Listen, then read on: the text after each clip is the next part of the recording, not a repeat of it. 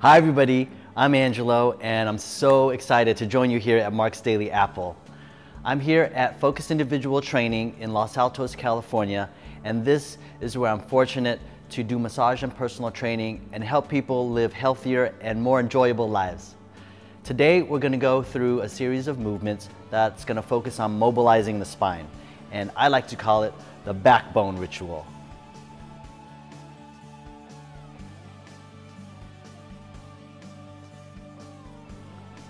So when I work with someone, something that I always check is their ability to move and stabilize their spine, because that can be an indicator of a person's overall health. The spine is the hub of our bodies, the gateway to where our brain is able to communicate with the rest of our body. So when something goes wrong with the spine, it can affect us in different ways. Our breathing, our gut function can be impaired, the way we move our shoulders and hips. So these are all things that we want to avoid, and hopefully these movements will help, this backbone ritual. Before we get into the movements, let's go take a look at what the spine looks like. So let's get an overall picture of the spine here from the side. This would be the front side and this would be the back. In the neck, there's usually more of a C-shaped curve here, and then it comes down into the mid back and then curves back inward into the low back. So this shape helps our body absorb shock. The spinal bodies of the vertebrae, they're a little bit smaller here in the neck, and as the weight starts to increase, the weight-bearing load starts to increase, they'll get a little bit bigger and biggest here in the lumbar region. So this is the back of the spine, and the main thing I wanted to show here was the interaction of the vertebrae relative to each other. We have the facet joints of the spine, and you have one on each side, and you can see when I rotate like this how they interact with each other, and then they'll be able to kind of flex and extend. So here in the cervical region, we have the most movement to move, because that's where near our head needs to be able to move and look at things. And as we come down, you can see how the shape starts to change here. It starts to flange out here. And so this is going to allow rotation. Okay, you can see that joint, but then it's not going to allow too much extension here because it's being blocked by the shape of the bone. And as we come down into the lumbar region, so the shape changes, and so now instead of the facet joints going this way, they're actually more like this. And so it's not going to allow as much rotation, but it's going to allow this movement, this flexion and extension. You can take a look at that joint again. So we're going to get more of that movement in the low back. So that's enough talk. Let's get to the movements. So the first movement is the hip flexion hold, and there's not going to be a lot of movement going on. It's actually an isometric contraction, but we're going to calm down our hip flexor muscle, our psoas, which attaches to the front of our low back.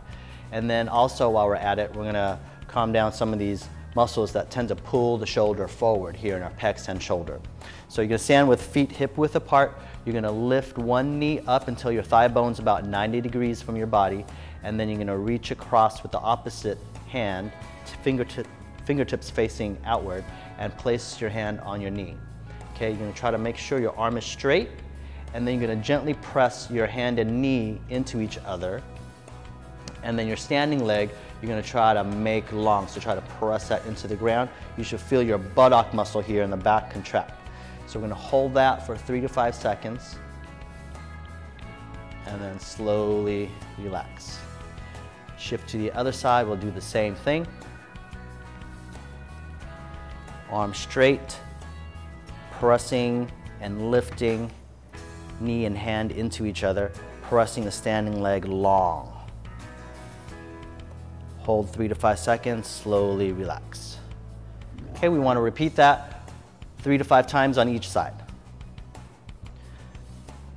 So this next movement, we're going to focus on contracting our glutes and these muscles along our spine that extend our spine, and also our lower trap, which attaches to the mid-back to our shoulder blade here. And if your shoulders are tight this way, there's a chance that muscle is going to be weak, so we're going to stimulate that. You've probably seen this position before, the quadruped position, and this movement, the bird dog, but we're going to add a little twist to it. So before we begin, you want to make sure your shoulders are on top of your hands and your hips are on top of your knees, and that your spine is not sagging down like this. We want to try to maintain that neutral spine, the same position as it is in standing. So your abdominal muscles are going to contract a little bit to maintain that. And then we're going to point our thumb to the ceiling. As you lift your arm, you're going to lift your leg at the same time. And our little twist here is we're going to look at our thumb. So that's going to contract our neck and extension and rotation muscles of our neck, but also our eyes. If you look at a computer screen a lot during the day, this is going to help relax these muscles around our eyes. So we're going to count 1, 2, 3 coming up, and 1, 2, 3 coming down. And we'll do 3 to 5 repetitions on each side and then move on to the next. So we're going to come back onto hands and knees in the quadruped position. Again, making sure shoulders on top of hands, hips on top of knees, and the spine is in a neutral position. So you've probably seen this movement if you have done yoga, called wag the dog, but we're going to add a little bit more to it. So it's just a simple movement bringing hip and shoulder towards each other. So on the right side, I'm going to bring my right shoulder and right hip towards each other. At the same time, I'm going to try to bring my ear towards my shoulder. So everything's sort of bending to the side. What this does is work these muscles that laterally flex our spine. We're working these muscles on the side of our neck, and this main muscle, our quadratus lumborum, which when it is in a sustained contraction, it will cause a compressive force in the low back. So we're just releasing that, trying to balance things out. And the same thing will happen with these muscles on the side of the neck, the scalene. So when they're tight, they'll compress the neck.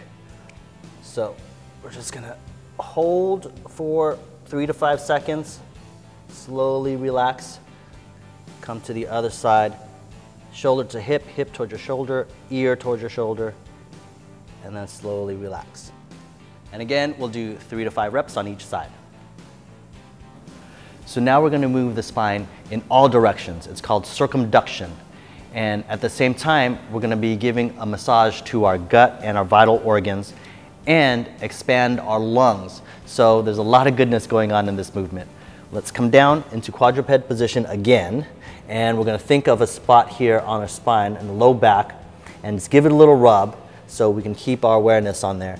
And we're going to think of bringing that spot up to the sky, then circle it to the left, circle it down, and then to the right, and then back up.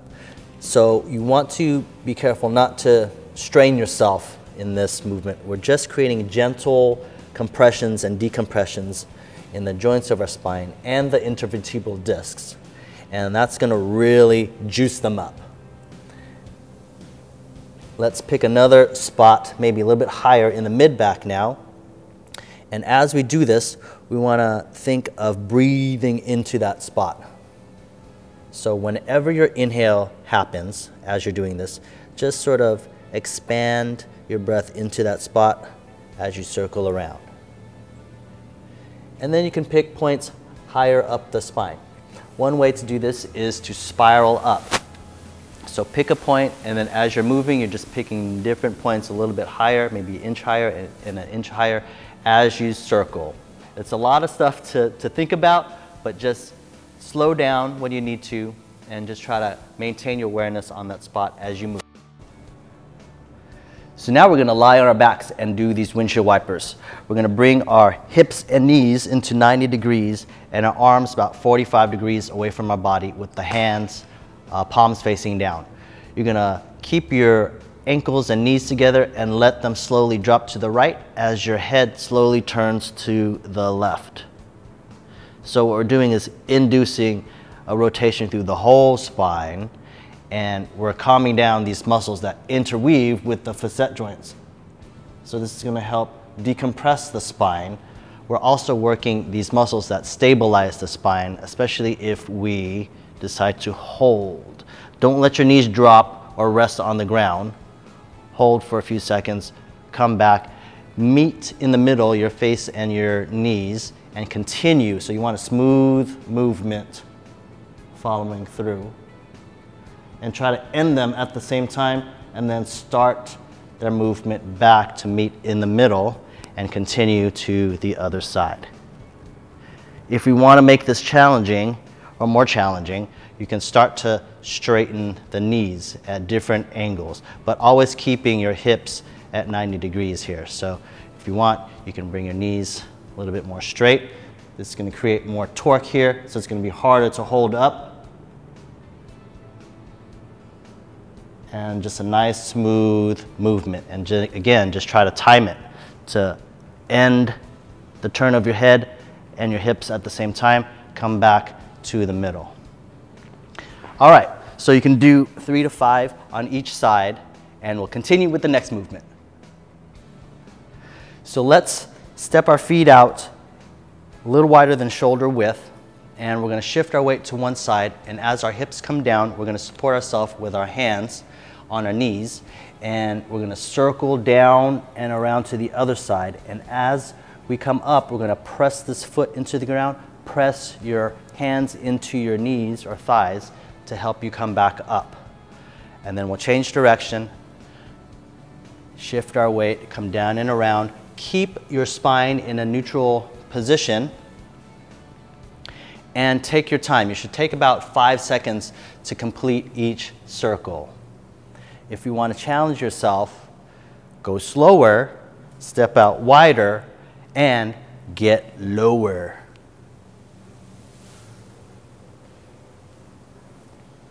Nice. So do about 5 repetitions on each side, and afterwards, you know what? You just completed your backbone ritual.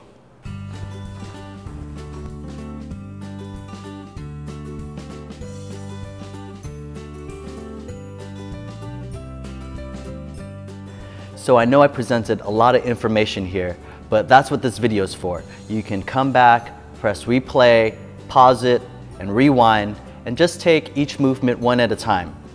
I hope these movements serve you well to keep a healthy and happy spine. Please feel free to share with your friends and family, and I hope to see you soon. Enjoy.